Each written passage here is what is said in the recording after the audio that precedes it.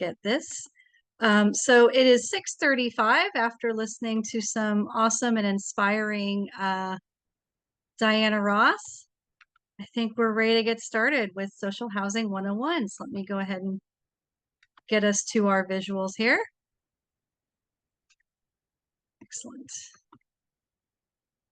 All right.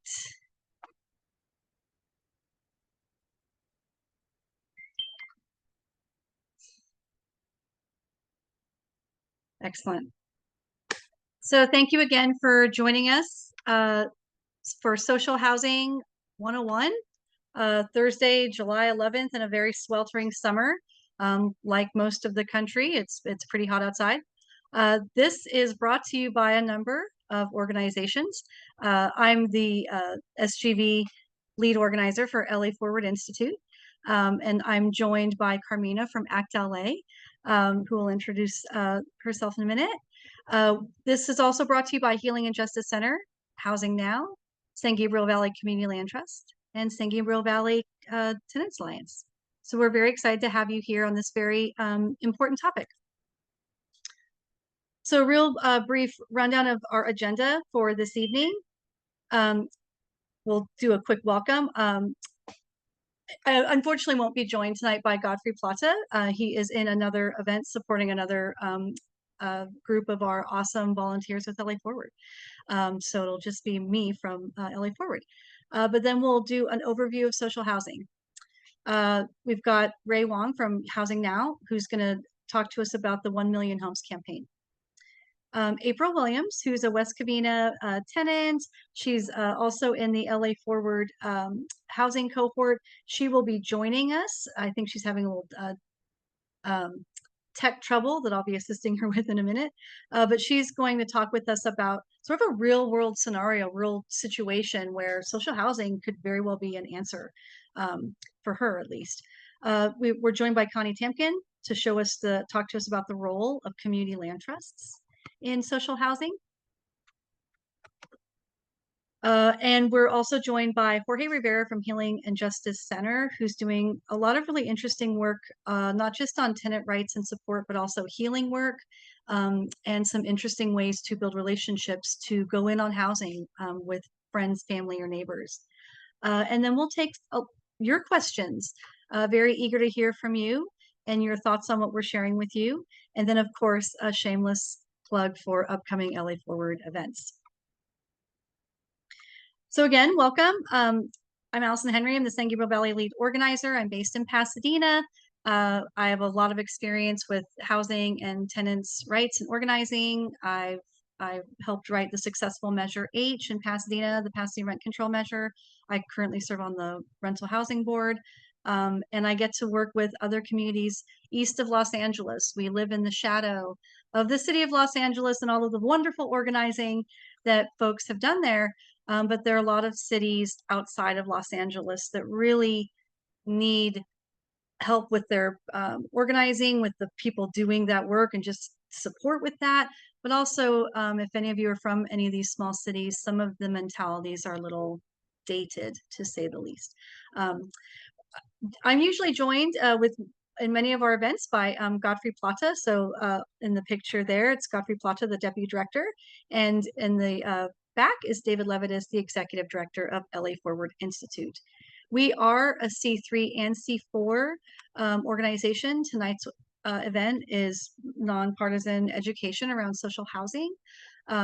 And we're very excited to bring it to you. And I believe I saw my colleague C. Sloat also log in, who supports with communications. So welcome, C. So before I pass it off to our portion on Social Housing 101, this is just to sort of ground everyone in this. And this is the reason why you see a lot of logos at the bottom, right? We have a housing crisis. 3 little words can say so much. And many of us feel that it's brought to you by the market. Just the sort of bullet points around just the housing crisis for folks who are still housed, right? I think that's the first thing. This is, you know, in a context of almost 100,000 people out on the street in LA County. But for those of us inside, it's ever-growing rent burden. which is over 30% of your income on rent, and severe rent burden, which is over 50% of your income on rent. Out of reach purchase prices. And I don't know about you all, but I'm getting older. An aging populace and decreasing wages, right? That's the reality. Aging populace and decreasing wages. Whatever way you want to do that chart, it's dire. You know, think of it this way. Those of us in our prime working years, think about how much we're paying towards rent and we're not paying towards our, if you have a 401k or any other sort of savings for when you're not working. And perhaps that kind of not working retirement might be out of reach for some of us. Something you'll hear a little bit more about later, but we have in many parts of, in fact, all of LA County, all of our cities, we have buildings that have affordability covenants. They're subsidized buildings. And depending on the city or part of unincorporated LA County, there are buildings whose affordability covenants are expiring, and the planning document that's supposed to have plans in place to prevent that, the housing element, which every city is to do every 6 to 8 years for a planning cycle. We've got buildings that are going to be going to market rate, buildings that house families and seniors. And that's actually a sort of a quiet crisis of the overall housing crisis. So the spirit of this session this evening is social housing as a solution, right? And just, you know, heads up, right? We've got some elections coming up, and election wins matter.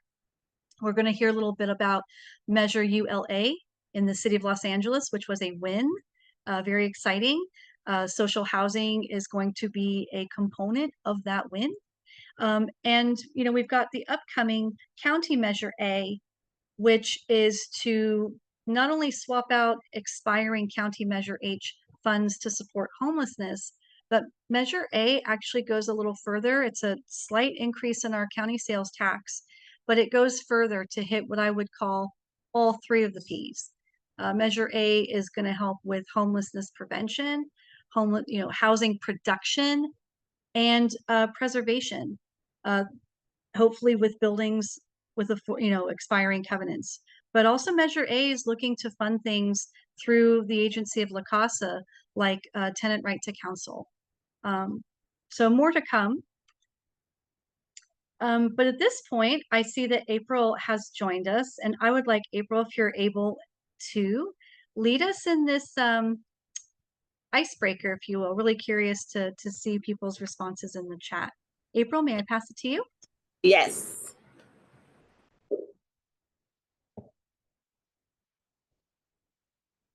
Okay. Hi, everybody. So just wanting to get us started with what is the difference between a house versus a home? As you can see on this picture, they look very similar, but they can mean different things. So just kind of wanted to popcorn and go around, and everybody, first we'll talk about what makes a house, and then we will talk about a little bit about what makes a home. So are we able to release that for everybody to chime in, or is that possible? Yeah, okay. So let's go ahead and do that. Let me pull up my notes. And people can throw in their audio responses or throw responses in the chat. Yes. I can't see the chat.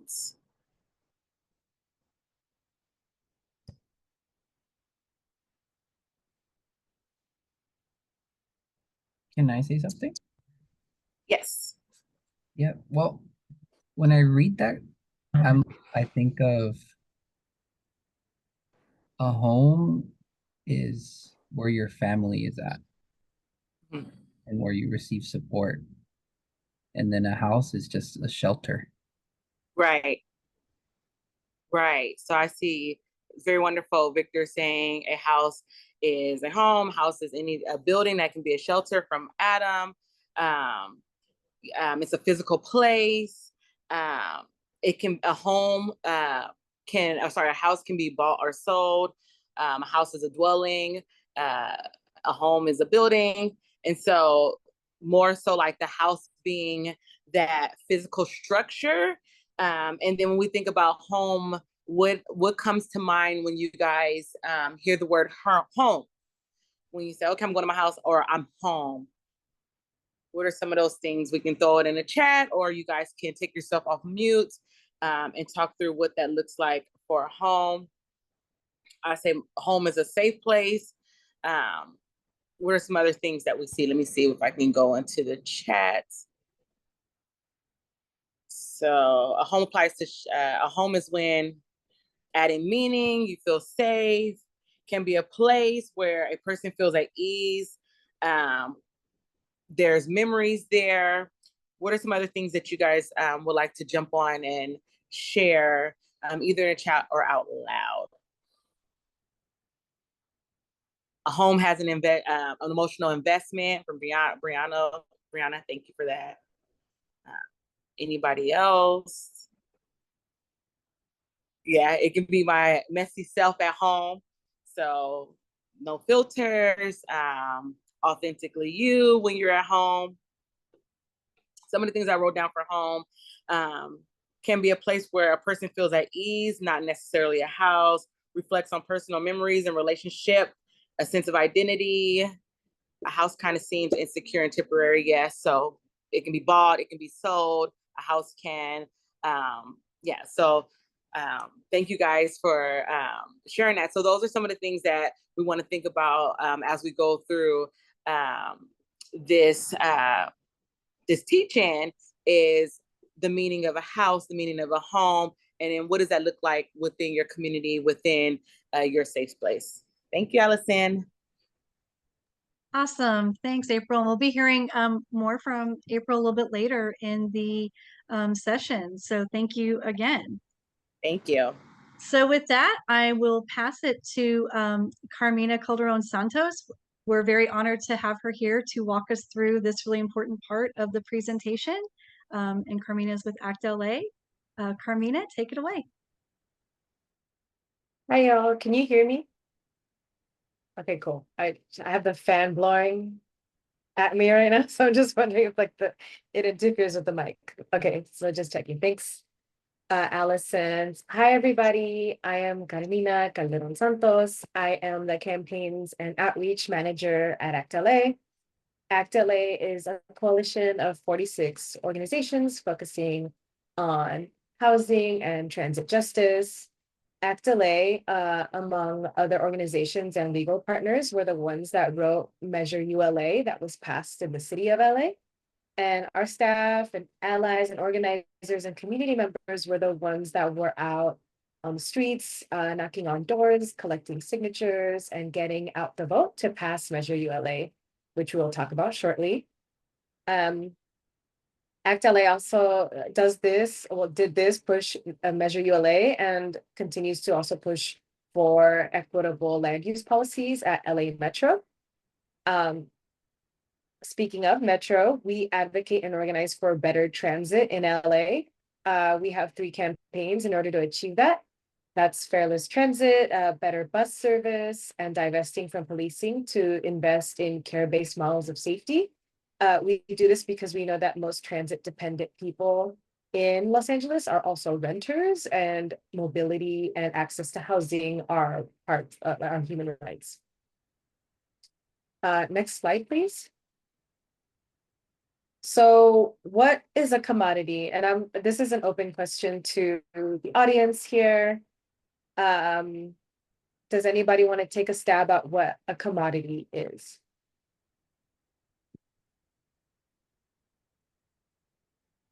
Something that's bought and sold for profit. Absolutely, yes. Thank you, Tracy. Anything that is produced so it can be sold for profit.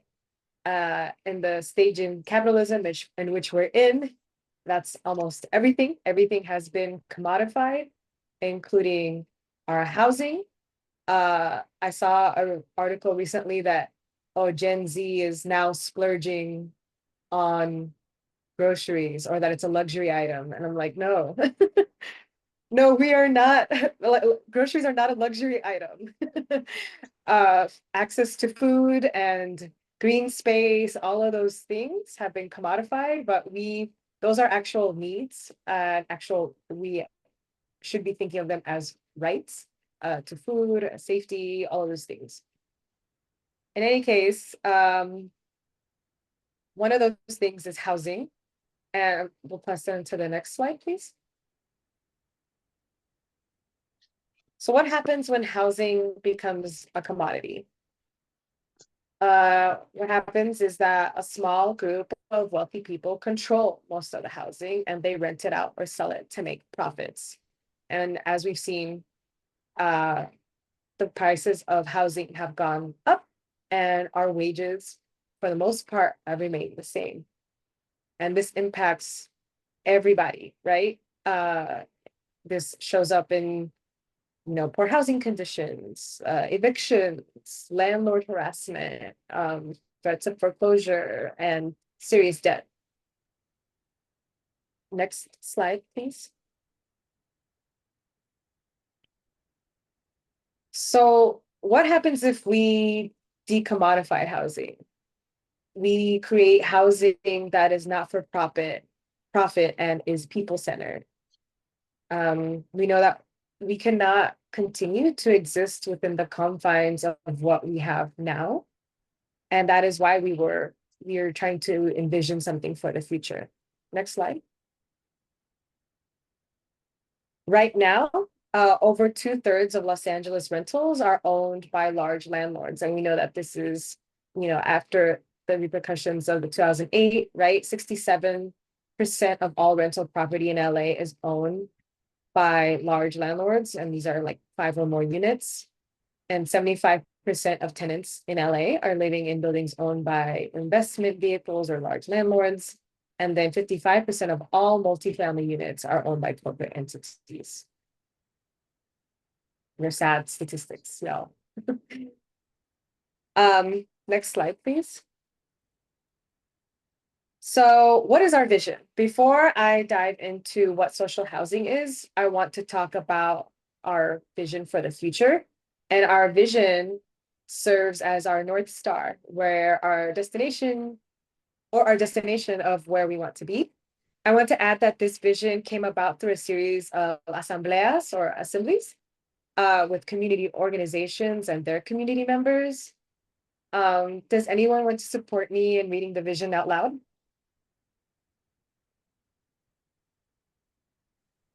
I can.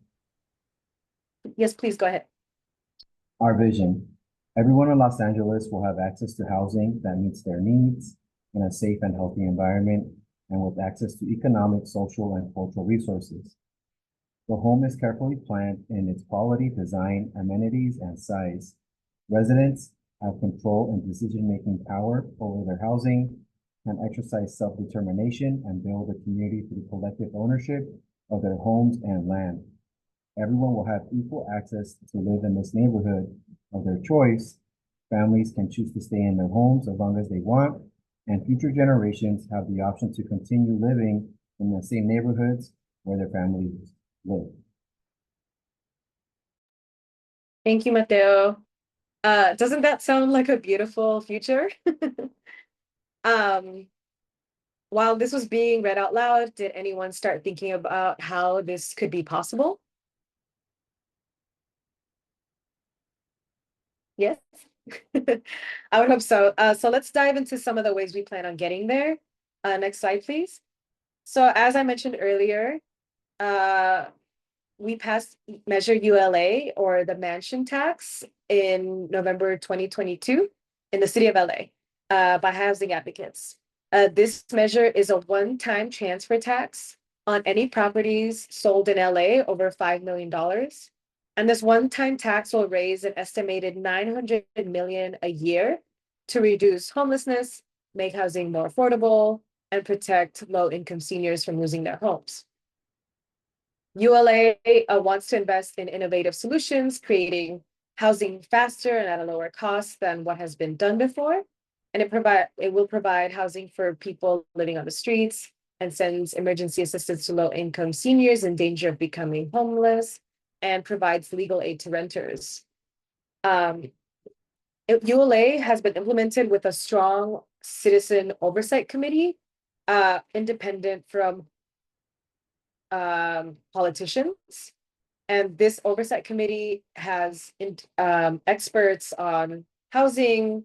A lot of the housing orgs that we work with right now are part of that citizens oversight committee. And I want to share a small clip. I don't know if y'all watch this show. I don't watch the show, but there's a show on Netflix called Selling Sunset, where these really big real estate folks sell these enormous mansions to, really rich people. In one of the seasons, they talk about the mansion tax, and I just want y'all to hear how they talk about it. So I'm going to share my screen. 1 second.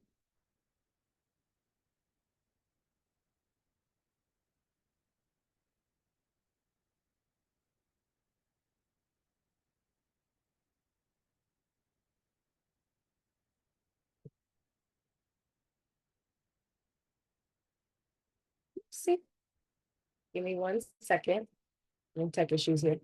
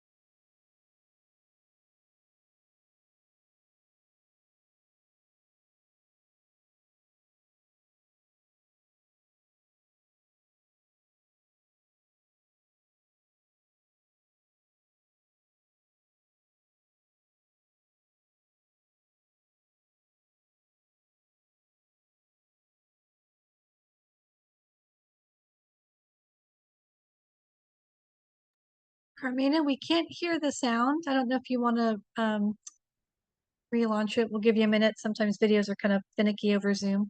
Oh, yes, sorry about that. 1 second.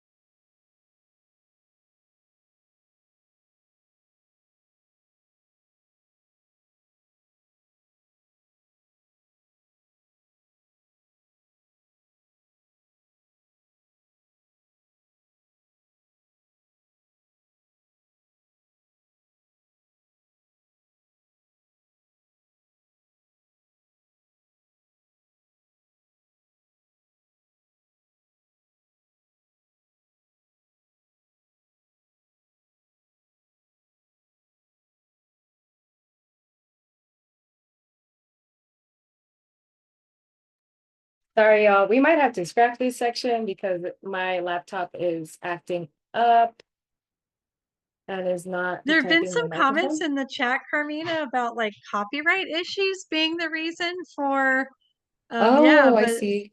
yeah. So whatever you want to do, we Okay, could, well, I'll just yeah. drop in the chat that if y'all have Netflix, it's like I'll tell you which episode it is. And do a recap, like let's pretend we're doing one of those recap podcasts, so we could see some of what they were saying in the closed caption, but give us the podcast version. Yes.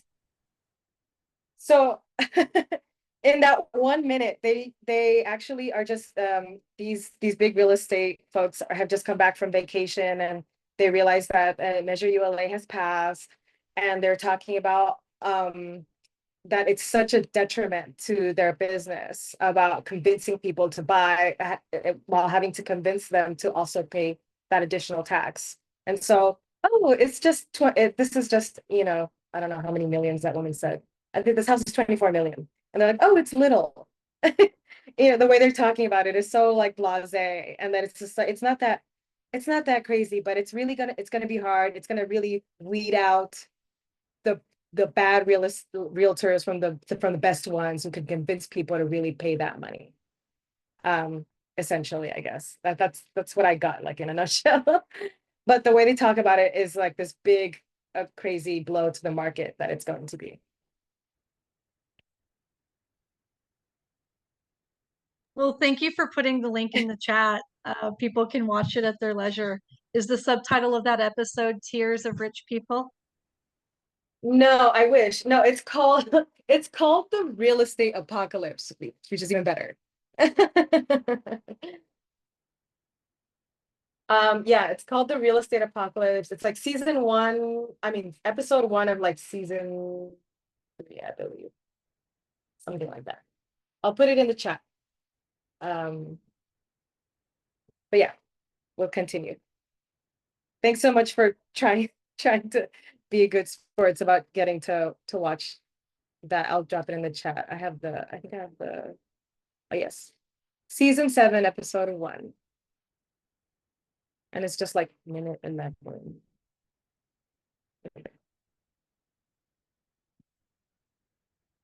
So anyways, moving on, under ULA, here is a breakdown of how the funds will be used. And we see some funding going to supportive and affordable housing, some for preservation fund for existing multifamily rental housing, stabilization fund for periodic revenue shortfalls. But here in the 22.5% to 25%, where it says alternative models for permanent affordable housing, is where social housing will live. And we believe it will generate around 200 million a year. And just for your info as well, in the bottom 10% category, there's where capacity building programs will live, which is where we will be, we emphasize the need to practice workshopping with CBOs around training people how to do community governance, building governance, those types of things. Next slide, please. So why social housing? As we mentioned before, the way that things are right now are not meant for our folks to succeed. The real estate market will not build enough homes that are affordable. And if we continue to rely on private housing, our houselessness problem will continue. And for working families will continue to struggle. Next slide, please. So social housing on public land. Like Allison mentioned before about the expiring covenants, this creates vulnerability for future displacement. And social housing creates permanent affordability where the community residents are in control of the housing that they're in. Transit-centered social housing in other cities also supports economic justice and housing stability. As I mentioned before, with our housing and transit justice work, we believe that these two things go hand in hand to create healthier communities as well. Next slide, please. So what is social housing? There have been a few different definitions floating around. Some folks are conflating it with public housing in the United States, the US definition of public housing. It's not necessarily the same thing. Can someone support me by reading out loud our definition?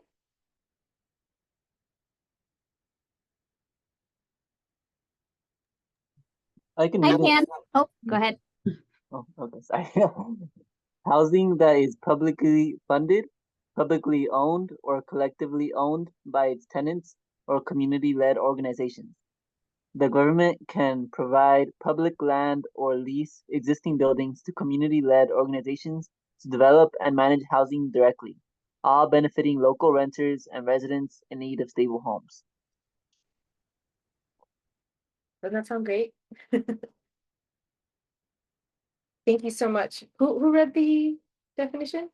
Oh, me, Julio? Oh, thank you, Julio. Yes, so next slide, please.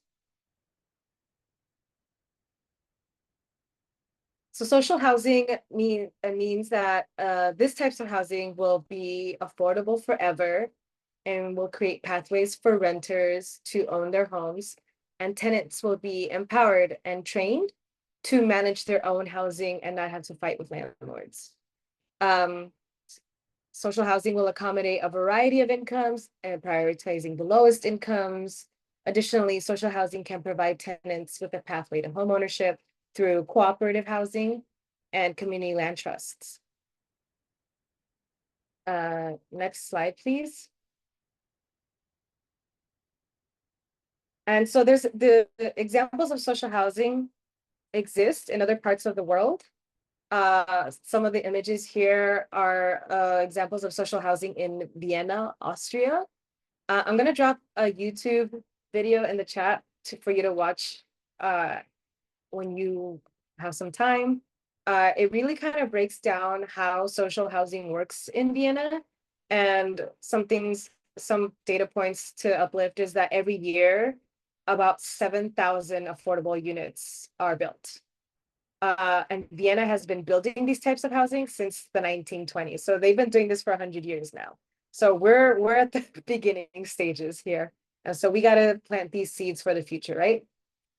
And then, yeah, so the video, if y'all care to watch it at any point around this example in Vienna, it talks about also the government offering subsidies to private nonprofit developers to build affordable housing. And that's what's existing over there. And it also creates a better quality of life of, do we say Viennese people?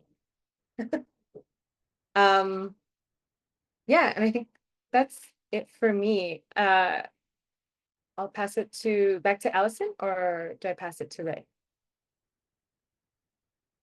Let me go ahead and stop sharing screen and confirm that Ray is in the meeting. She is not yet. I'll go ahead and walk through the Housing Now campaign just to keep everyone on time. Thank you, Carmina, for that great walkthrough.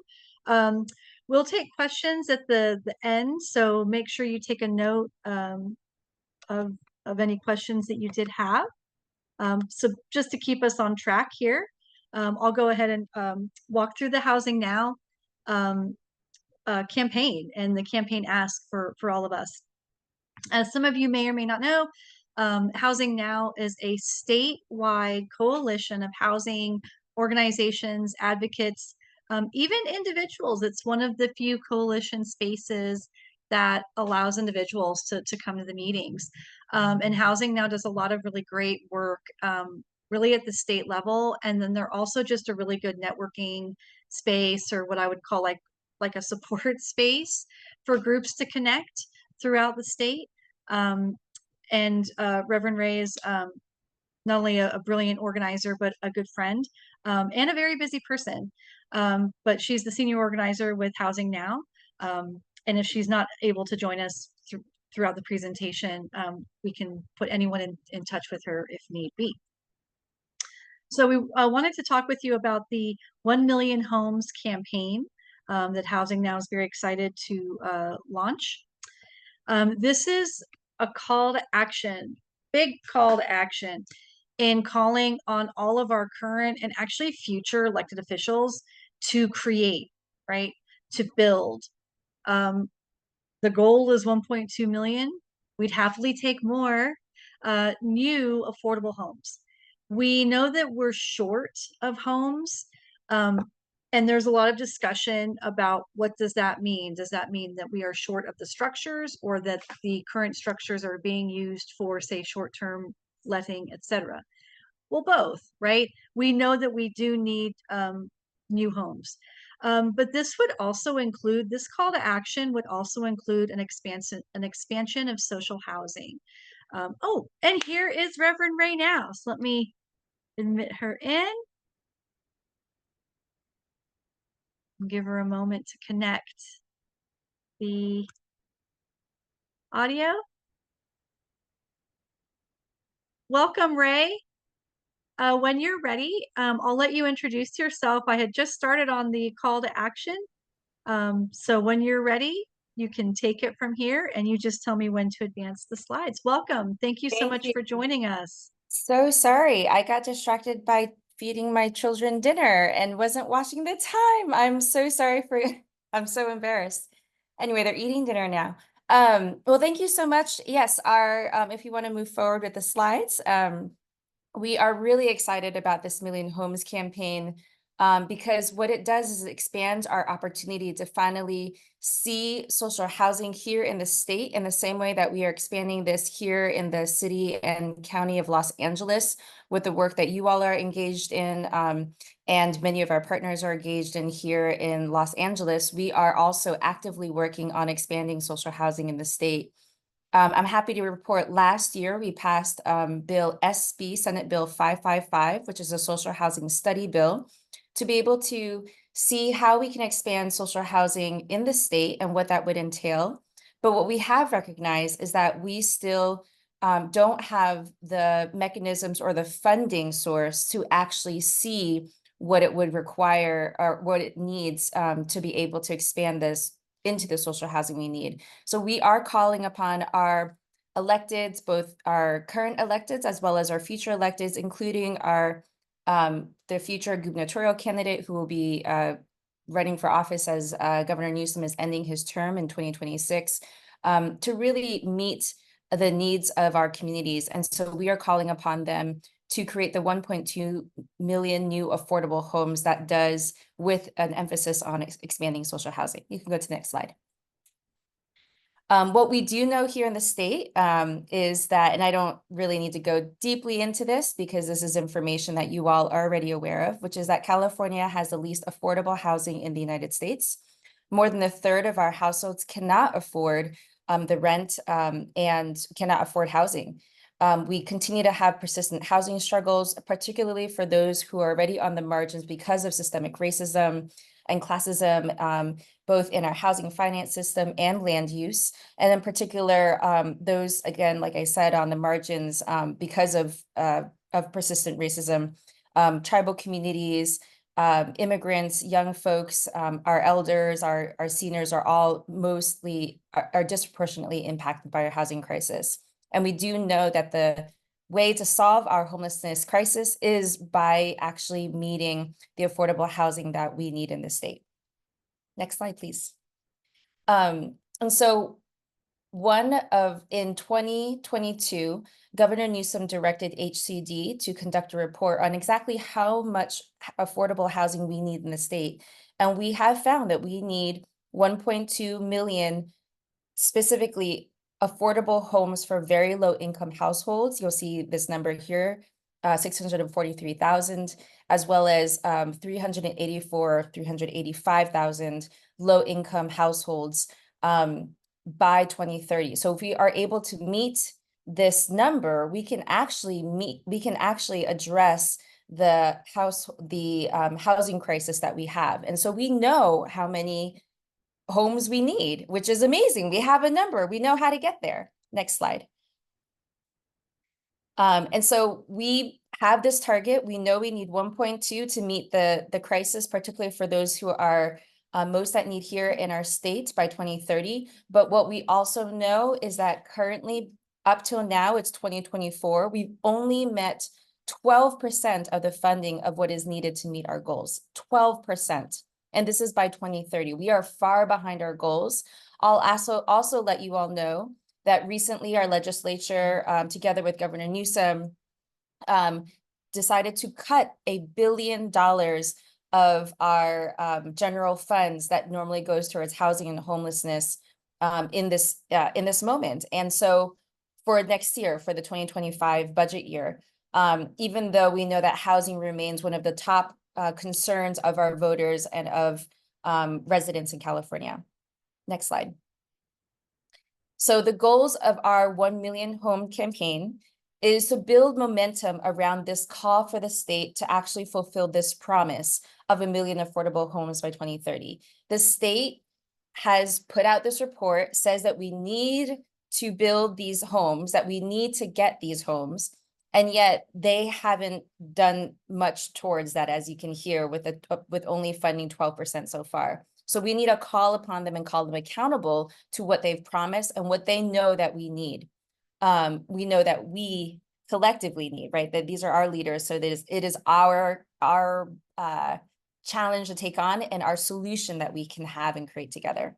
We want to create political pressure to respond to these demands for affordable housing. So it's not just words, it's not just a report on paper, but actually say, we know what we need. You've promised this, so let's move it forward.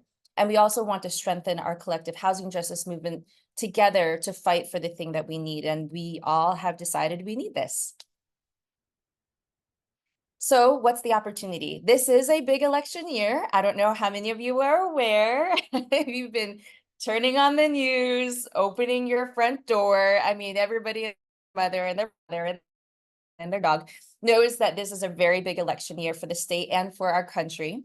Homelessness and housing is a top concern of our state and of actually across the country. But many of the candidates who are running for office are not talking about homelessness and housing. And so we are calling them towards this. We also know, like I stated earlier, that Governor Newsom is terming out by the end in 2026. And so gubernatorial candidates are beginning to line up. And so this is the opportunity for us to say, if you're going to run for office for our state, this is our expectation of you. Right now, we are seeing Governor Newsom rarely in the state of California. I've talked to many neighbors, Uber drivers, people that I meet on the streets, and everybody is saying, where's Governor Newsom? Is he even our governor? It seems like he's running for president and not running for the state of California and not actually doing his job. And so what we are now able to declare is, if you are going to serve our state, these are our expectations. You can go to the next slide. And so what is the Million Homes Campaign? It is this public campaign to call on our state to support fully funding the promise of 1 million affordable homes, which requires an annual investment of about $18 billion over 10 years to be able to meet this need, and also to create new revenue that leverages, specifically that this money is not going to be pulled from our working families. It's not going to be pulled from other areas. We're not going to, they often say, rob Peter to pay Paul, or rob Paul to pay Peter. Anyway, there's some sort of saying. But the idea is we don't want to pull funding from other sources and other areas that are important to us. That we can't pull it from healthcare. We're not going to pull it from labor. We're not going to pull it from education, right? We need to find new revenue dedicated to housing and homelessness. And we know that we are we have the fifth largest economy in the world here, just in the state of California. We have the wealth. Our companies here in California have been doing so well. Let's celebrate that by sharing the wealth that we are making together. Next slide, please. And so what will it take? It is sign-ons and reposting from you all. As our campaign takes off, we're still in the process, so you are getting the early version, but you will get more materials soon in the coming weeks. We will be putting out sign-ons, asking our partners and organizations to sign on to say, yes, let's call upon our state for 1 million homes. If you are going to run for office, these are our expectations of you. We're going to call upon and ask our candidates who are running for office here in 2024, as well as our current elected officials, to commit to helping achieve this goal of getting the 1 million affordable homes we need, including an expansion of social housing. And then we also are going to be holding public events across the state, lifting up this call for 1 million homes. Where are the 1 million homes? Let's fund this. We can do this. We have a solution. Let's expand social housing. Let's talk about the solution of social housing across the state. And then we're going to have a comprehensive communication strategy, which will be a paid social media ads, billboards, even videos, art, bird dogging. We have all sorts of ideas. So we invite you to join in on this. I saw a question in the chat, so let me respond to that, see if it's relevant. It is. Can you define what you mean by an expansion of social housing? So social housing, as you all have now heard from this call, right, is housing that's off the speculative market, that is owned and managed by the residents themselves, and so cooperatively owned. And so what it would entail is that as we are getting funding from the state to be able to fund affordable housing, that it would actually be funding not just what is currently low-income housing tax credit covenanted units of affordable housing, but it would go towards models of social housing. So go towards being able to build community land trust, for example, tenants could apply for funding to be able to purchase their building, or be able to acquire other buildings or to build new buildings. There's as you heard in the presentation today, there's very many models of social housing, right? It can look like many different things because all of us need different things. Our neighborhoods look different. Our communities look different. That's why what's beautiful about resident management is that we want the housing to meet the particular needs of each community and each of the particularities of the neighborhood, and even the cultural and historic diversity of each of our neighborhoods, right? And so it would be funding to be able to then acquire and produce and develop social housing that is going to be permanently off the speculative market and owned by communities. I hope I answered that well, but I'll open this time for questions when I'm done. Next slide. Carmina, I am so down for billboards. I've been asking for billboards for years. I'm going to finally get mine. So how do you get involved? Sign on to our Million Homes campaign. Like I said, it's still in the process. So just like you're getting a teaser, but you will get an email and a follow-up from your partners at LA Forward and about our sign-on, where we're going to be inviting our partner organizations and members to sign on to say yes to Million Homes. And we'll have a website that'll go with it so you can see all the various partners across the state calling for this. We will be hosting public events across the state, and LA Forward, as well as a number of our other partners, will be hosting and sponsoring and organizing public events here in your county in Los Angeles. We'll have a couple of them. So come and participate. You'll be invited to be in person, calling forth the Million Homes that we have committed to, that we've promised to ourselves, and that we will get, and especially social housing. So it's not just affordable housing, it's permanent affordable housing for our communities. That's run by our communities, that's managed by our communities, that's by and for our communities. And then also we'll be hitting you up to just repost on social media. It is the way a lot of our folks, that's how a lot of folks get educated, pay attention. When they need a brain break, they just scroll on their TikTok or their Twitter or their X or their Facebook or whatnot. So let them scroll and let them see your posts so they can learn about the fact that the state has committed to these Million Homes. And so now we're saying, yes, let's do it. Let's win this. Let's get the funding. Let's actually win. Let's actually solve our housing problem, because this is our state. And so the people are going to have what we need, and we're going to actually create the promise that we have intended for ourselves. So there we have it. If you are interested in co-hosting, interested in learning more, you can definitely reach out to me. I'm happy to put my information in. I'm going to put my email and phone number in the chat, but also feel free to reach out to Godfrey as well for more information about specific Los Angeles related events and opportunities. Are there any questions that I can take?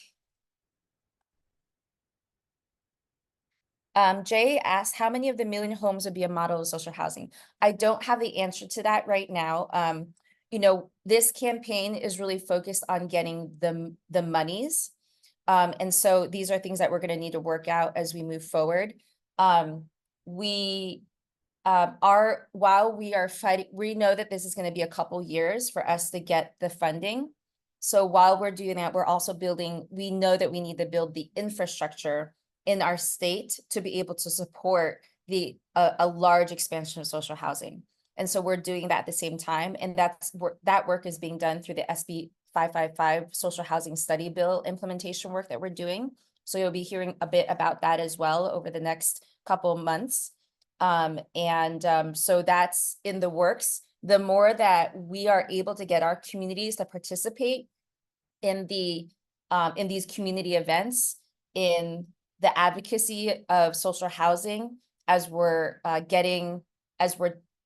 fighting for these funds, that is what's going to end up expanding the percentage that could be dedicated to social housing. And that's going to shape our ability to know what is needed in terms of the infrastructure to be able to have social housing be successful in the state. Mateo. Hi, yes. Well, thank you for sharing all that. Really lot of helpful information. My question is, so we understand that a form of social housing is community land trust, and something that I'm wondering, because I've been hearing about supportive housing, which is essentially affordable housing plus, work development services and mental health services. And I'm wondering if that's something that's been talked about as a coalition for there to be an answer to, right? Because we know, especially with homelessness, that a big issue is it's a multifaceted issue, right? It's not just getting people housed. So I'm wondering if there's been conversations around supportive housing.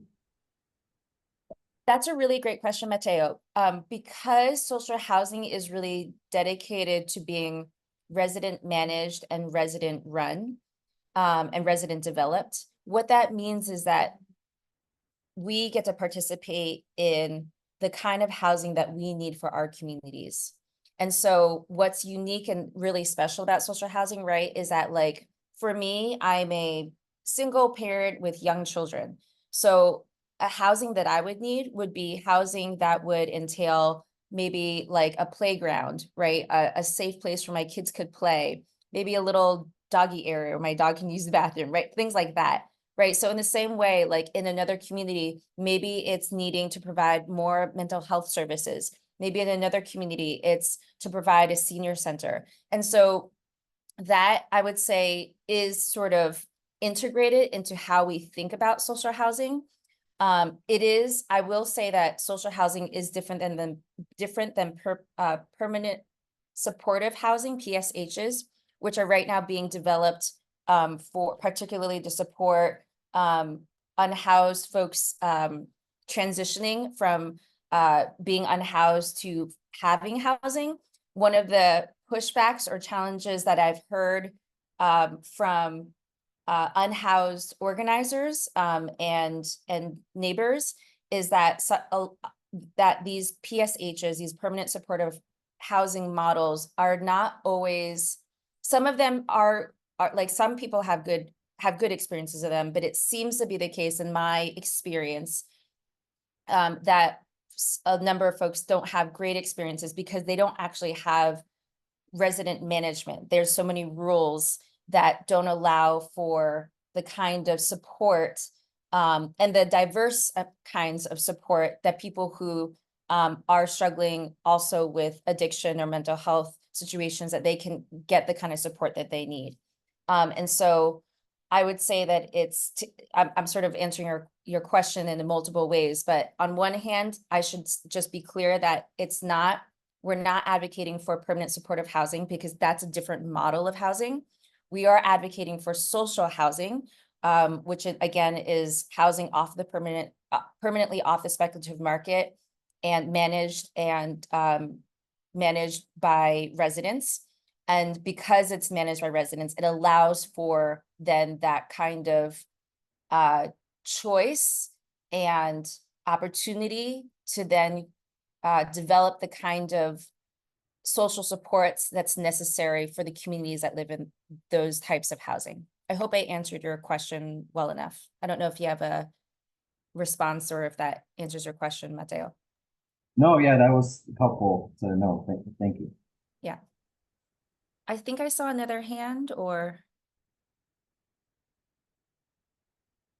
There's another question in the chat, which is, does social housing use 501c3 or land trust?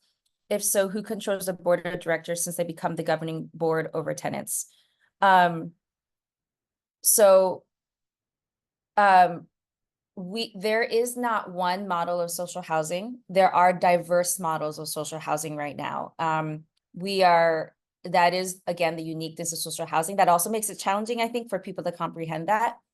But so because there's not one model of social housing right now, there's a community land trust, there's cooperatives, public housing is a form of social housing, I don't have an answer to your question because it has different models. So right now there is, when I was talking earlier about the need to really develop the infrastructure of social housing, as we're fighting for the monies, that's what I'm talking about is coming. We are in the process. We're creating something new, friends. So we want to invite you to be a part of the process of thinking about what models, infrastructure models would help support your community, your neighborhood, your family being able to live in housing that is affordable and that really supports your needs, and that can be governed and operated and managed in a way that fits your context and makes sense to your community. Next question, who will own the 1 million affordable homes that are being campaigned for? We will. So we're getting the funding, and then we are just fighting for the money. I want to be really clear. We're just fighting for the money to be able to win and get affordable housing and social housing. Like I said, we're only meeting 12% of what is actually needed. So we don't even have the finances. And I'll tell you one more thing around this. I told you that we have $1 billion cut from our general fund for 2025, right? That was what our legislature decided just last month. One other thing to know is that we don't have a permanent revenue source, an ongoing permanent revenue source for affordable housing right now. We don't. That means every couple years, when our pot of money runs dry that we've dedicated to affordable housing, we have to reallocate that money through a bond or through some other form. So this year we were hoping to get an affordable housing bond on the ballot this fall. It looks like we are not going to get it. So that means our monies are actually running dry, and a number of our affordable housing projects that are in the pipeline are going to be paused.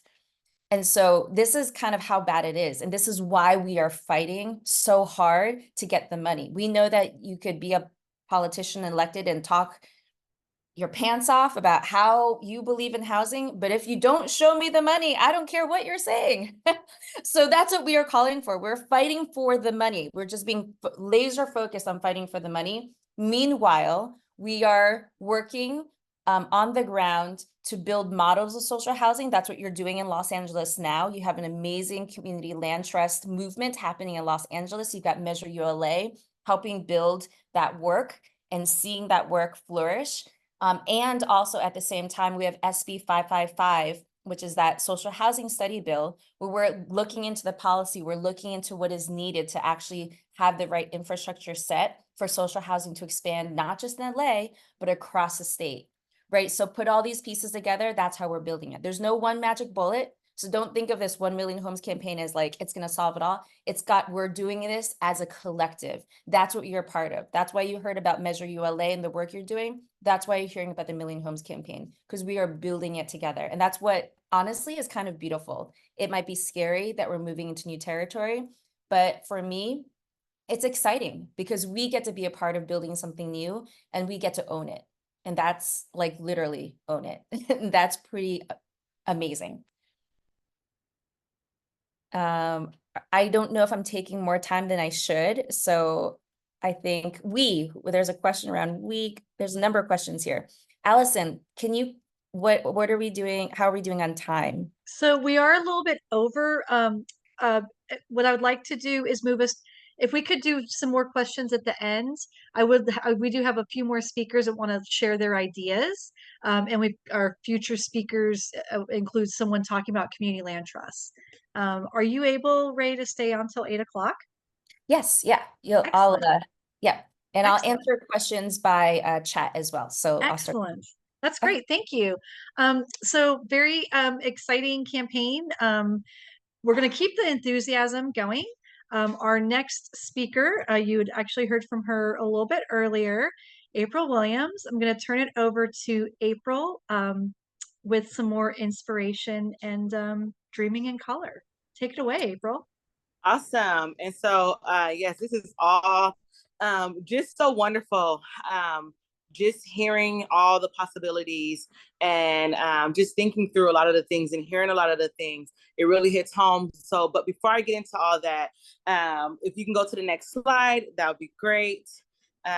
So when we talk about dreaming in color, when we talk about just these possibilities, I know right now we're on the back end right now. Sometimes it can kind of be hard for us to kind of see with the different models and different things like that. But a simple question I want us all to think about is, in what ways would your life be different if your family and your community had access to permanently affordable, secure, and resident-led housing for generations to come?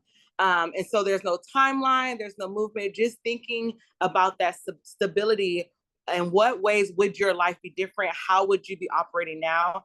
Allison, I'm going to ask if you can release this so we can do the gallery. And I would just love to hear from everybody to be able to jump in and just say and just what that would look like for them. If I have any volunteers that could jump on. It can be quick, it can be small, it can be as big as you want, small as you want. What would that look like if you didn't have to worry about rent? What would that look like if you didn't have to worry about, having to work to pay for bills and, 3 times the rent, all those things? What would that look like for you and your community? Victor, can you jump? Yeah, sorry, go ahead. Go ahead, Brianna. I was gonna say just more time to do other things aside from just, things you need to do to survive. Right. Wonderful. Thank you for sharing, Brianna. I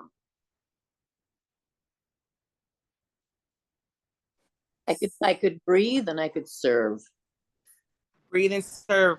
Wonderful. I love that. Anybody else want to jump in? It's just more freedom, generally speaking. You have more options in front of you, like, the threat of losing your home, right? When you might lose a job, or when you want to go and take a big leap and maybe you want to start your own business, right? And you can't do that if you're worried about losing your house, right? So this is a great way to have that option. Right. And if you're thinking about the generations to come, we always say follow your dreams, but then when people are graduating, things like that, it's like I may have a passion in this area, but it may not pay as much. I have to pay the bills, that people think in those kind of terms. And so, yes, very much so. Just being able to have that time, that freedom, and to really, I think a lot of times just be present. I think about at a side hustle over here, I got a job over here. How many jobs are people working to be able to make ends meet, and not even making ends meet here in California? It can be very tough. So thank you guys all for sharing, also in the chat for sharing some of those ideas. And so just one of the things that I wanted to mention before I pass it along. So I know you guys heard just throughout about covenants being expired for affordable housing. And so, and currently where I live right now in the city of West Covina, I do live in a low income housing. I am a single mother and of an 18-year-old now. And so a couple of years ago, I just started noticing some things going on within my community when it relates to the landlord. And I started to feel like, I think they're trying to sell this place, but, I don't know what that looks like being in an affordable housing. We have a lot of seniors here. We have a lot of families here. Just a great community to live in. People get along very well. And so just thinking through those things. And so part of the housing cohort with LA Ford. And so in one of our sessions, firework. In one of our sessions, Allison was telling us about our housing element and how the covenants in certain cities would be expiring, and so that related directly. I found out there to my building, and so when I went into my housing covenant for the city of West Covina, sure enough, my apartment building and another one was on there for expiring covenants at risk to going at market rent, and it was expired 2 years ago. And so, of course, that was shocking because the first time I'm hearing of this is actually in my cohort. Nothing has been posted in our apartments. Nobody said anything. They have done recertifications and all that. And so right now, currently just faced with, finding out what are the next steps, planning to go to city council and just talk about those things, because also within the city, they have to have a plan for that. And from what I can see in the housing element, it doesn't really seem like it's a plan for that. It's just like if money's available, and we know how that all goes. And so when I think through the social housing and when I think through the possibilities that we have here, it is encouraging to know that we can have it where the work that we're doing now will set up our future and even the futures to come. And so just as you guys think through what, a home versus a house, and when we think through social housing and when we think through affordable housing, all those different things, really looking at it, or even being creative in the way of what does that home look like for you and how are you going to build that? Because it also may be something that we've never thought of. And so we're just thank you guys all again for just taking this time out to learn more and to hear more. I know we have a lot more coming up, so I don't want to take any more of the time. But definitely just knowing that being encouraged to know that we're all doing things now. And although it may seem huge and like, oh my gosh, like time is up, the time is now. And so we just can't sit back and we can't, allow others to dictate what our housing is going to look like, what our communities are going to look like. And we should have a voice in that. And so just being here and learning more, this is what I'm doing, will help out in that. So thank you, Allison. People are popping fireworks. Thank you so much, Allison, and everybody for allowing me to share. And I'll be on later. Right on, April. Thank you. And thanks again for being willing to talk about your specific situation, because it's, ultimately everyone's situation, I think, right? So really appreciate that.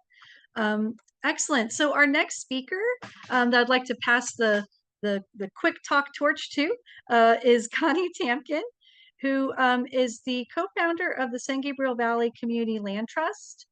Connie is going to talk to us a little bit about community land trusts. I'm sharing her slides.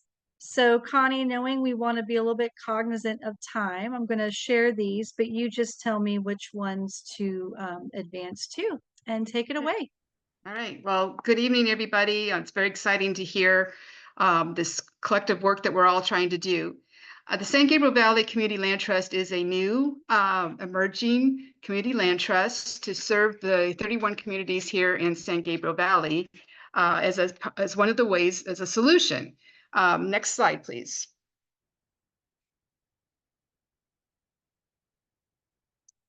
Our vision is to strengthen our communities through having affordable housing and preventing and curbing displacement, and also advancing racial justice through community ownership of land, which we've heard some talk about already. Next slide, please. A brief history, go ahead to the next one, of Community Land Trust is that it came out of a social movement, the civil rights movement. In 1969, after many years, New Communities was formed, which was African-American farmers who were constantly being threatened with their land being taken away through systemic kinds of approaches. In 1969, they created a structure similar to what we now know as a community land trust, and they were able to purchase 5,600 acres of land, which they still have control over to this day. Next slide. So Community Land Trust started as agricultural. Go ahead and advance, please, Allison. Started out as agricultural, but we hear most about it today for affordable housing. So we in the SGB, only 11% of people can afford to buy their homes. It would take a median income, median home price right now is $659,000. And you would have to have, next slide. You would have to have an income of at nearly $98,000 to be able to be able to afford that, and that would take most people 2 incomes. So, for example, in El Monte, residents earn below the 80% area median income, and that is the $80,750. So they would not be able to a family with that income level would not be able to own a home. In addition to that, of course, there's the rental, which most people have. And you go to the next slide. And we've already identified some of the issues of rental, is that there's the constant increasing of lease rates, there's limited tenants' rights, there's short-term leases, there's overcrowding of multiple families in homes. Next slide. Excuses for having people be evicted, renovations, repairs, and people are afraid to ask for repairs and for increased rent.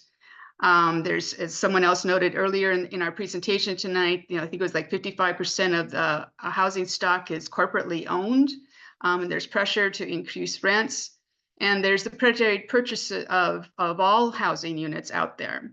Next slide. In many communities, there is so much pressure by market factors that in these 2 communities, in their housing element, this is a fact that they've posted, is that 40% of the residents are at risk of displacement. And it could be by displacement factors as well as gentrification. Next slide. You can go next slide. So we have the instability due to the short-term leases. We have unregulated rent increases. We have cost burden. These are all things that we've already identified earlier tonight. We have housing that is aged and has deferred maintenance, is uninhabitable, and there's overcrowding. Next slide. Gentrification pressures are the speculative market. The first question was asked, what's a house versus a home? Shift in our culture to see houses mainly as a commodity. And then we also have older homes with older homeowners that are at risk of the pressures of the market. Next slide. Then there's personal pressures as well as the inability to be able to stay in the home. Often our older residents have homes that they've had deferred maintenance on, and it becomes a cost burden, and then they're forced to sell. And of course, that goes to market rate or to speculative buyers, and we lose that inventory of homes for affordability. Other personal pressures might be foreclosure risk as mortgage or property tax, and just feeling that there's no option. But there are options. Next slide. So let's go ahead past that one. These are our villains. We all know who the villains are. Drivers of displacement. Go ahead. Okay, so the San Gabriel Valley Community Land Trust, I'm going to say CLT for short, has an anti-displacement strategy as a solution. This encourages greater community control through collective ownership of land, this concept that we're talking about, preserves affordability into perpetuity through covenants. These are covenants that we establish as the Community Land Trust, and it increases stability of families and communities. Next slide. It preserves naturally occurring affordable housing. We've heard of this April was talking about the restricted covenants that are expiring, but we also have unrestricted affordable housing as well. And that would be, for example, housing that is already under market.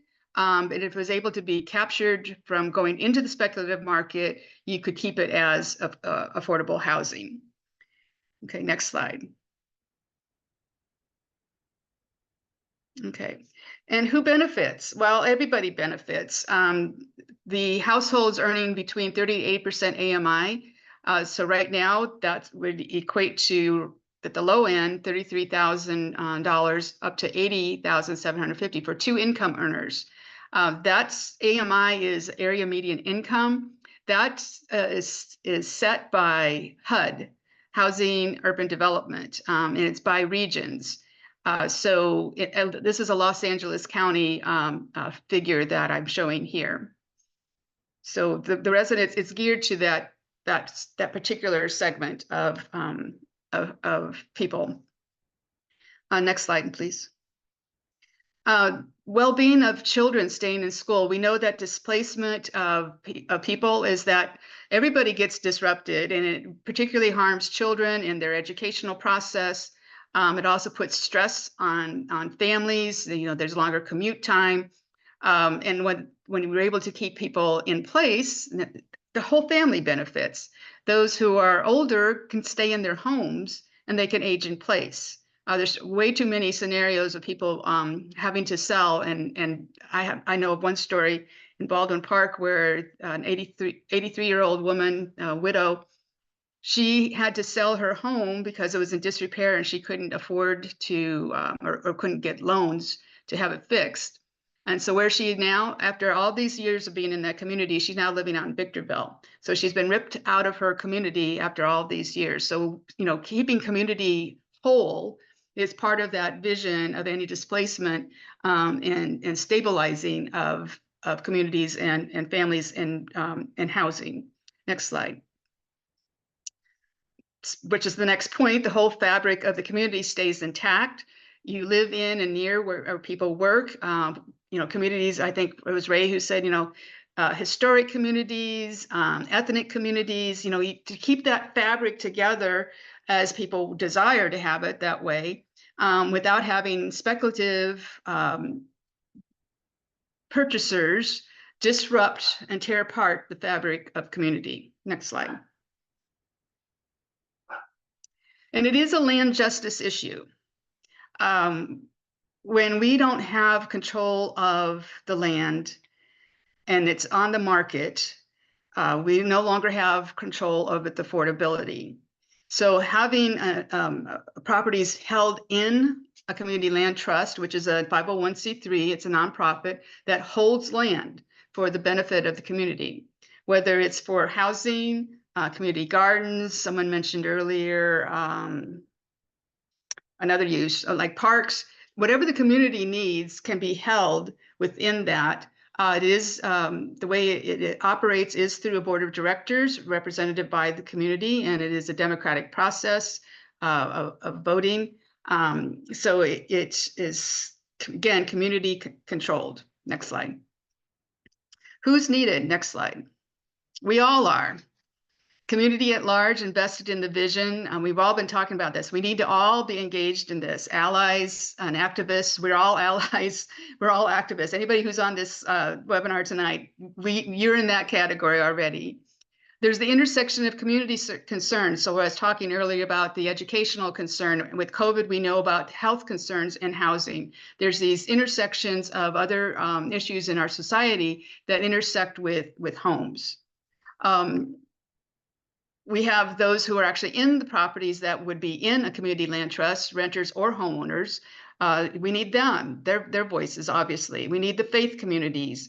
Many faith communities these days have property that they are underutilizing. So this is a potential opportunity to utilize the land to in fact, I'm also a pastor, and I just retired from a church where we merged that congregation with another congregation, and the property of the church that I was pastoring is going to be converted into affordable housing.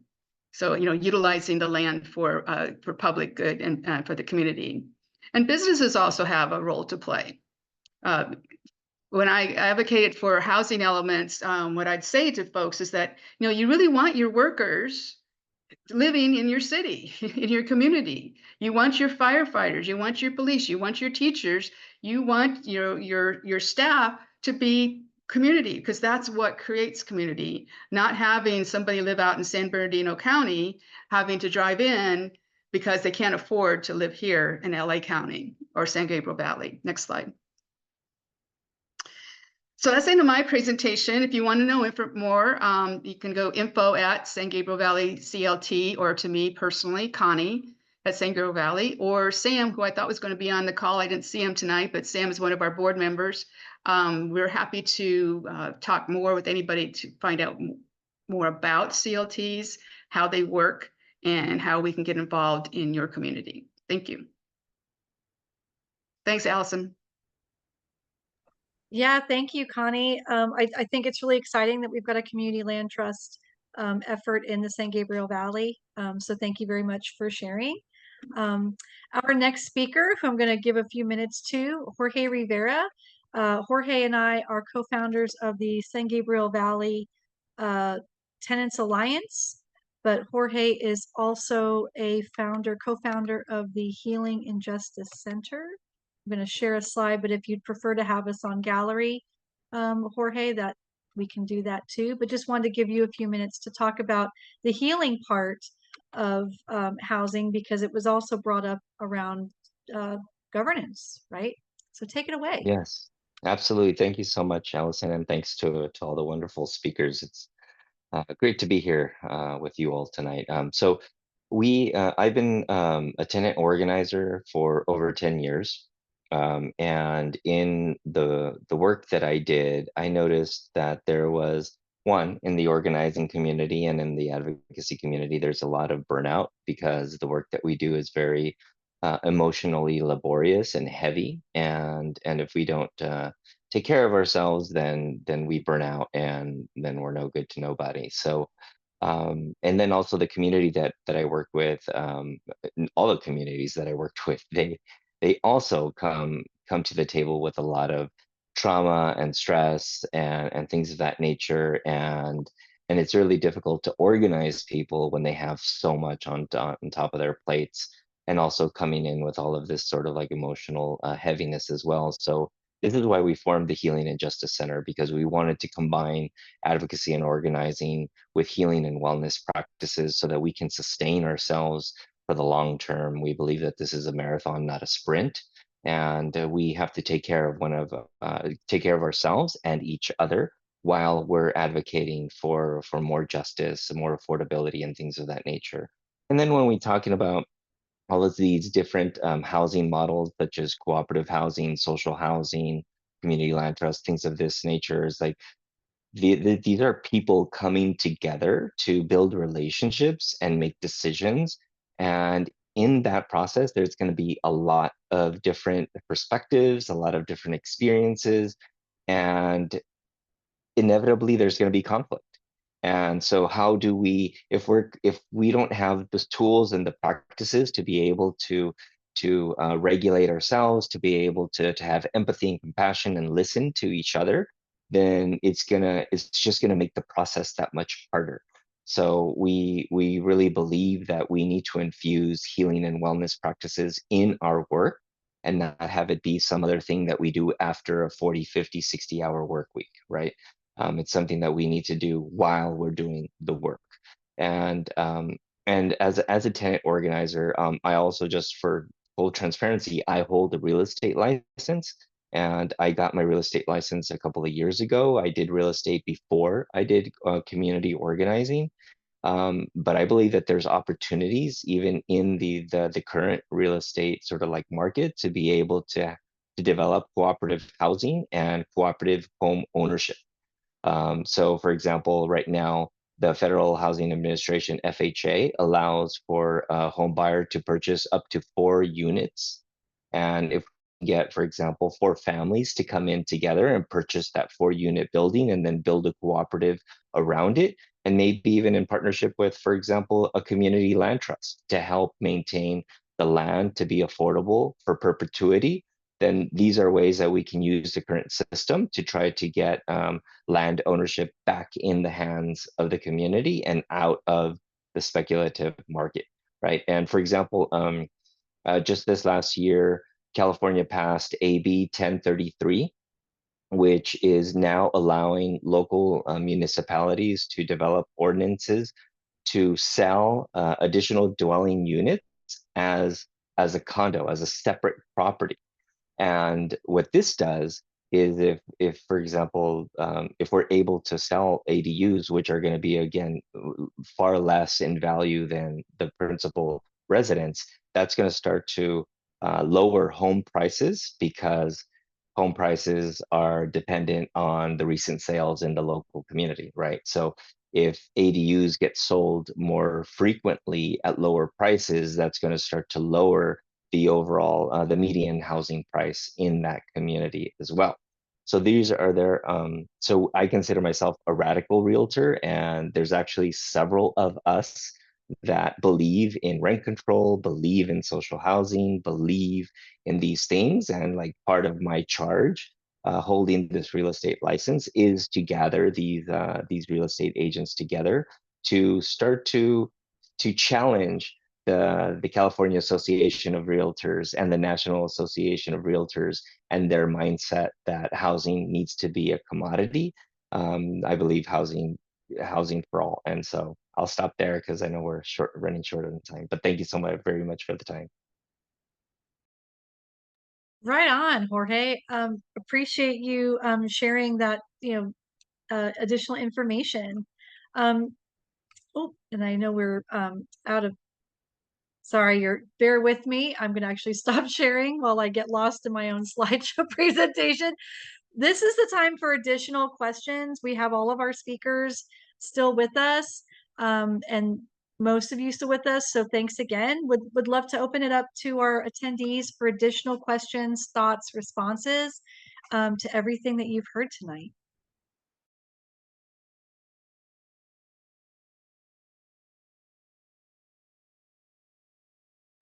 Radical realtors, so my takeaways from tonight: radical realtors, 1 Million Homes campaign, the history of CLTs starting as agricultural land. Thank you, Connie. Didn't know that.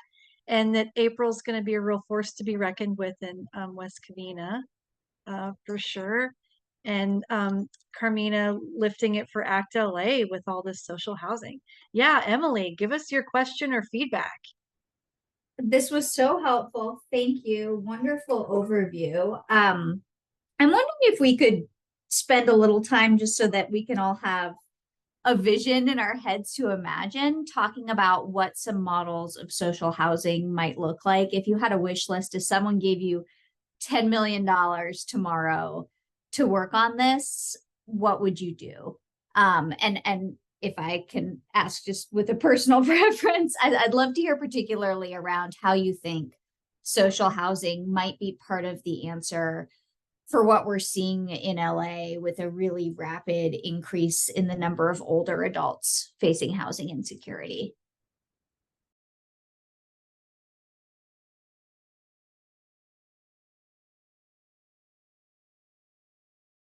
Go for it, Connie.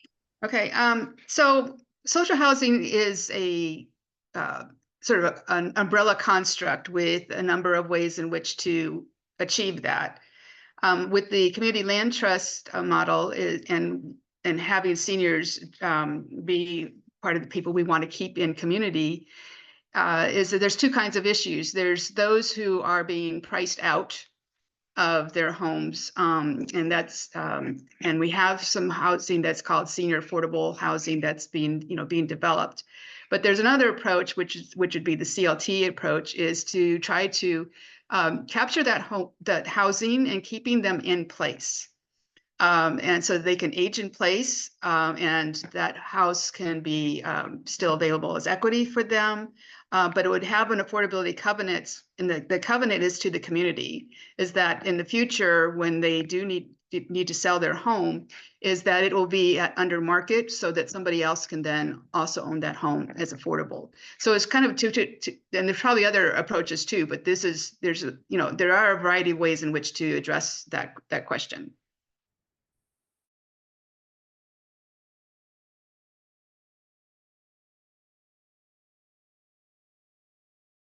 Thank you, Emily, for that question. Other questions? Oh, I just wanted to that I just dropped a report that we published in May of this year that included Can we heat up the miso soup? my daughter wants miso soup, which we will do in just a minute. It captures social housing campaigns across the country that to just learn from each other's models, and it's part of an organizing tool that we're using to learn about each other's models and to collectively work together. But in there, you'll also see an example of how we can think about social housing and more information. So you might be interested in looking at that report. Thank you, Ray, and read it yourselves and share it with our elected officials and people in community. Part of our task as advocates, organizers, educators, radicals is to bust myths, right? Yeah, excellent. Any additional questions from our awesome audience? I want to make another comment. Jorge had put in the chat about foreclosure prevention. That's something CLTs like to do too, is it's catching that property, and we're not talking about it as a commodity because it's a home, to catch that home before it goes to market. Because when it goes to the auction block, which it will go to through a foreclosure process, so you don't want to be having that go to, at market. It becomes a speculative property. So having a strategy to work alongside people in the community who may be facing those kinds of issues is really important, because not only helps stabilize them, it also then captures that property for future affordability as well. Thank you. And I see, Adam, you've got your hand raised. Before I call on you, I saw that Noreen had come off of mute, so just wanted to check in. Noreen, did you have a question or comment that you wanted to share?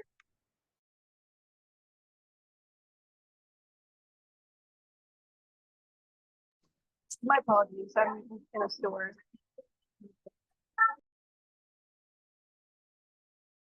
Okay, go for it. Thank you. Go for it, Adam. Sure. Yeah, thanks for having me. Thanks to all the speakers. It was really informative this evening. I haven't been to a LA Forward thing in a while. Ray, I remember seeing you in Sawtell about a month ago. That was fun as well. Kind of collaborating. I guess I should talk about that actually. I was talking with others in attendance at our meeting with Ray a month ago about Power to the Tenants. It's also another campaign that I've been working with. Didn't really know it was like it was started by DSA, but it turns out it was still like really informative. And I think it's a pretty fun community as well. If anyone else is interested in that, we're trying to protect the rent stabilization ordinance in LA City Hall, because of course landlords are going to be landlords, and they just want to sabotage it, get rid of it, whatever they can do to make it worse. 8% increases every year.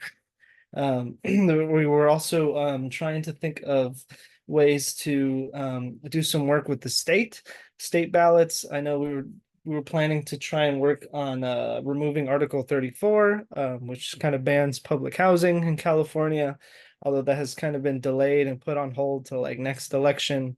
Basically, that ballot has been canceled.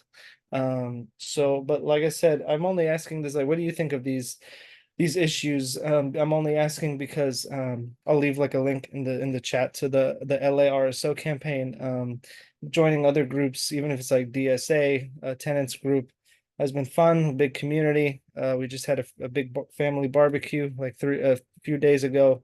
Haven't really been to a LA Forward barbecue, but we'll get there. So what do you think of these issues?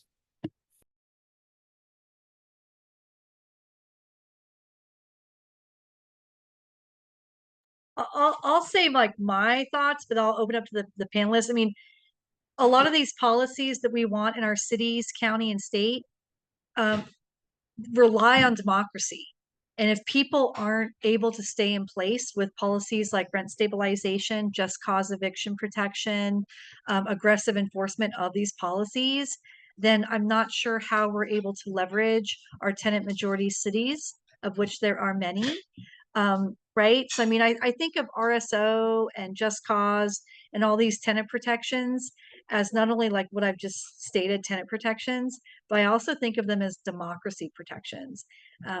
So, and Adam, we'll meet in person. People who know me, like I eat, sleep, drink, walk, talk, rent control. Like you can't stop me. It's irritating. I'm still fun at parties. So that's my take on it. But I'll step back and let any of my other, before I get to Tracy's hand, I'll step back and let any of our other panelists speak. But I know Tracy is an LA Forward, very active member and volunteer. And I know Tracy will have thoughts on this too. Thank you, Adam, for your question and participation.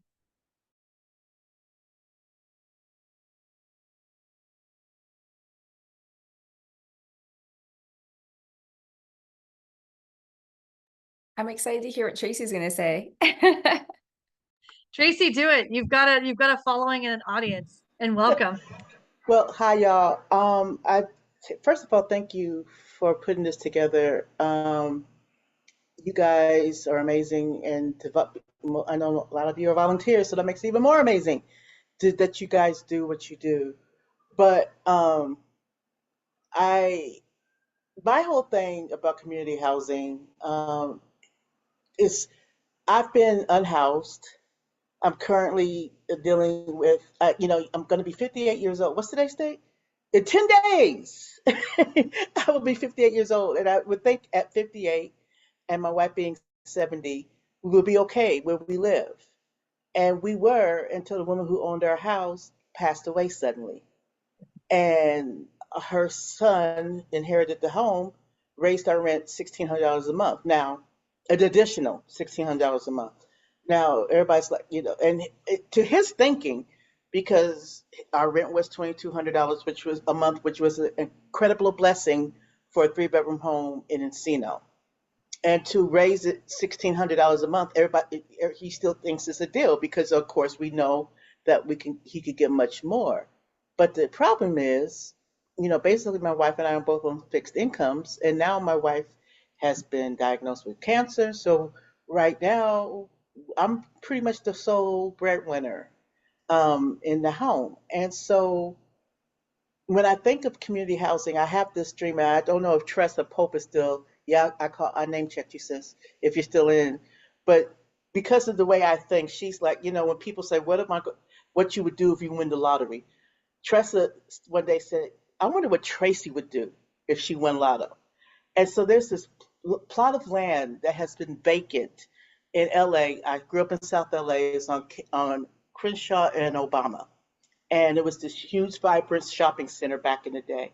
And every time I drive past there, I see housing, mixed use housing, built,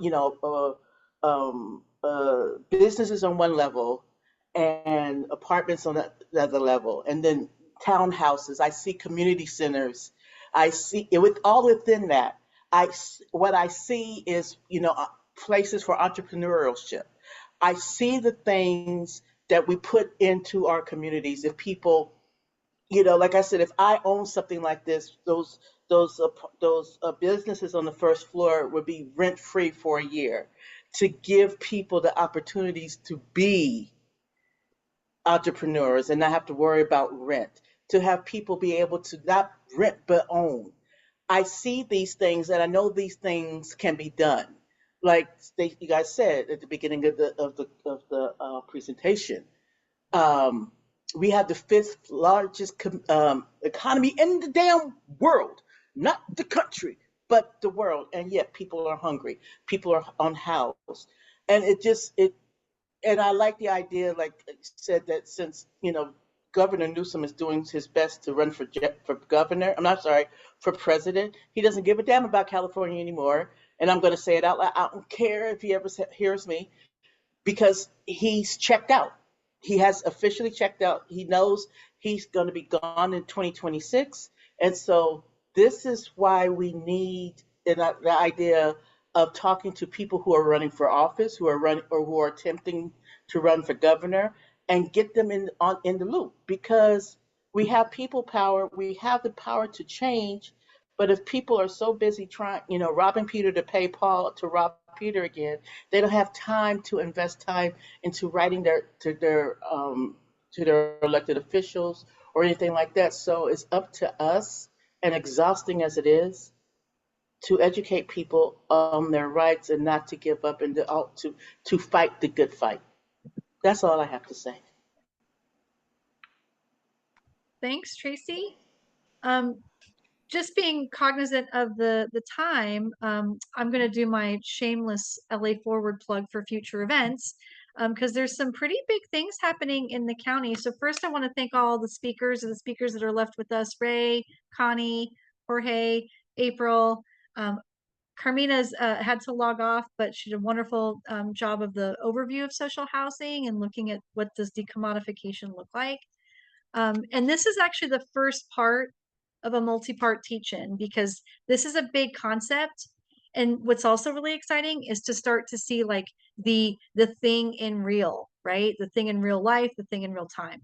And that is going to be a 201 or a 102, depending on how your college or school did the more advanced session. So stay tuned for that. But the other thing that I really wanted to bring to everyone's attention that LA Forward's doing in the next week is actually this teach-in, another teach-in. So you all are going to be like continually brilliant. LA County is talking about expanding the Board of Supervisors.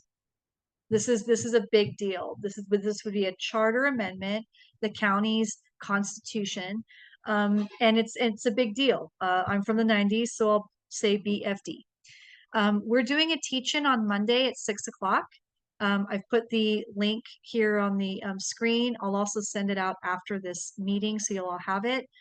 This has a lot of implications for this plan. It would move the Board of Supervisors from 5 members to 9, as well as have an elected CEO. So tune in on Monday for more information. On Wednesday, get your teach-in on. We've got the Housing Justice Movement for LA City. David Levitas, the executive director of LA Forward, is going to be giving a history lecture about the Housing Justice Movement in LA City. And finally, there's an in-person event, a mixer in Tracy Porter's part of town, the San Fernando Valley, Tuesday, July 30th, 6 to 8 p.m. Again, also on our events page where you can find the physical location. We would love to have you at any and all of these. If you miss any of these, stay in touch. I'm happy to share the recordings or notes or additional information that comes out of it. And with that, we've done our Q&A. I'm going the wrong way. This is where I stopped sharing because I'm using Canva and still messing up the presentation. So with that, I want to say thank you. It's 8:18. We're 18 minutes past our desired 8 o'clock time, but still want to leave this space open for anyone who wants to ask questions or get clarification. And just really appreciate everyone, because it's people like yourselves that get this change done, like straight up. You're the ones who hold our elected officials accountable. You're the ones who cycle into elected office to make change and push change. And you're the people that ask the questions and do the education that's so necessary. So with that, I'm going to put myself on mute because my dog is whining, and just want to allow for any additional last questions or comments.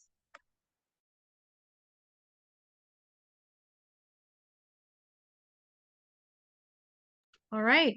Well, with that, I'm going to stop.